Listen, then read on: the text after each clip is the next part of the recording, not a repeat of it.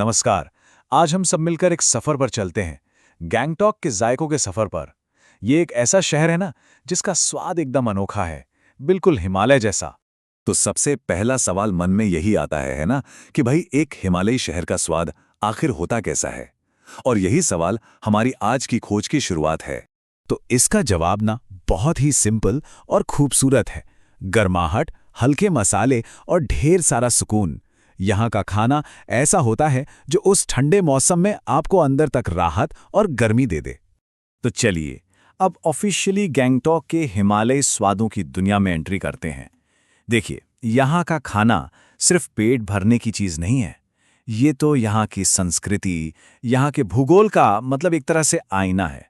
अब गंगटोक का स्वाद इतना खास क्यों है? क्योंकि ये ना कई संस्कृतियों का एक संगम है। एक तरफ तिब्बत से आई डम्पलिंग्स और सूप का आराम मिलता है, दूसरी तरफ नेपाली थाली और साग का पोषण है।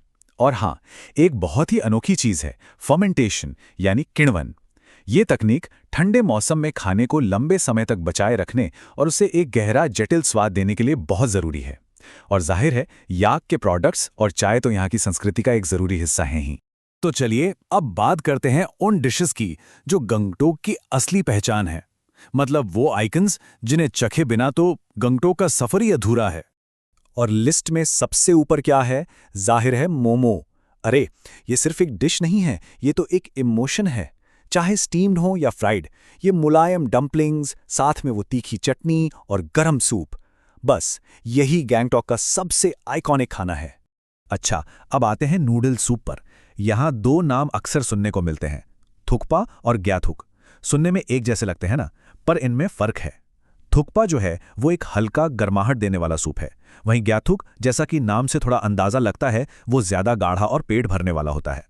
लेकिन रुकिए, कहानी यही खत्म नहीं होती। भूटिया और तिब्बती कम्युनिटी के और भी कई जबरदस्त स्वाद हैं, जैसे कि फाकशपा, ये मूली और सूखी मिर्च के साथ बना पोर्क होता है। फिर है टिंगमो, जो करी के साथ खाने वाली एकदम सॉफ्ट स्टीम्ड ब्रेड है।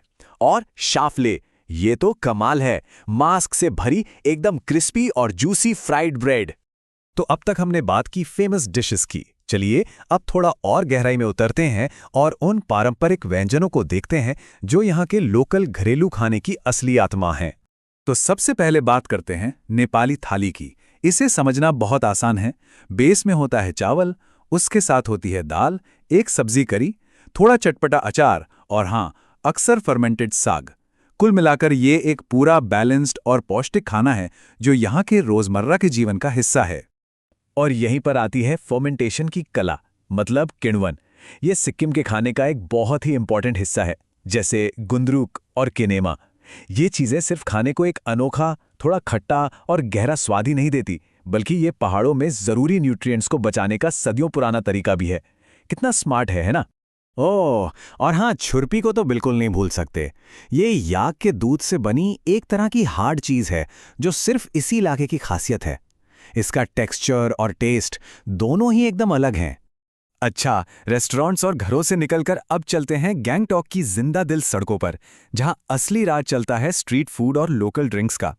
सबसे पहले हिल स्टाइल चाउमीन। अरे, ये अपनी नॉर्मल चाउमीन जैसी नहीं होती है, इसमें हल्के मसाले होते हैं और इसे अच्छे से स्टर फ्राई किया जाता है। शाम के स्नैक्स के लिए ये एकदम परफेक्ट है। फिर आता है यंग क्राउड का फेवरेट वाई वाई सादे को। ये इंस्टेंट नूडल से बना एक ठंडा स्नैक है जिसमें प्याज, मिर्च और सरसों का तेल होता है। एकदम चटपटा और तीखा, तुरंत एनर्जी दे देता है। और लिस्ट में अगला है आलू दम। मसालेदार आलू की ये डिश, जिसे अक्सर ब्रेड के साथ सर्व किया जाता है, यहाँ के स्ट्रीट फूड का एक और सुपरस्टार है। लोग इसे बड़े ही चाव से खाते हैं।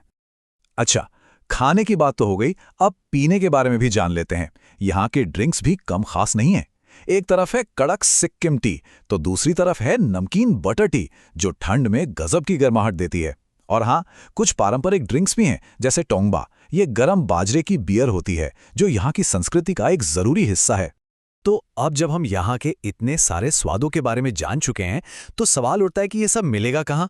तो चलिए अब एक छोटा सा फूड मैप देखते हैं, ताकि इन बेहतरीन डिशेस को आसानी से खोजा जा सके।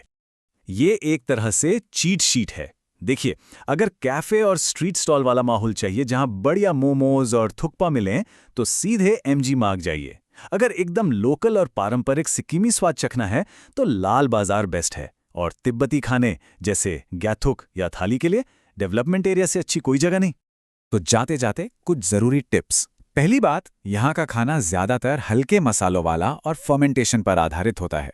दूसरी, मोमोज और थुक्पा तो मस्ट ट्राई हैं, इनके बिना बात नहीं बनेगी। तीसरी, पोर्क डिशेस यहाँ बहुत पॉपुलर हैं।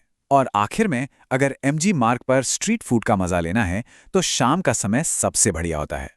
तो कुल मिलाकर सार यही है कि गैंगटॉक का खाना सिर्फ जबान का स्वाद नहीं है, ये एक एहसास है, गर्माहट और सुकून का। ये सही मायनों में हिमालय की आत्मा को दिखाता है, जो अपनी सादगी में भी बहुत गहरा है। तो अब जब ये पूरा पाक कला का नक्शा सामने है, सवाल यही है कि अगर ये मौका मिले तो किसी की स्वाद की यात्रा कहाँ से शुरू होगी? मोमोज से, थुक्पा से, या फिर किसी पारंपरिक थाली से?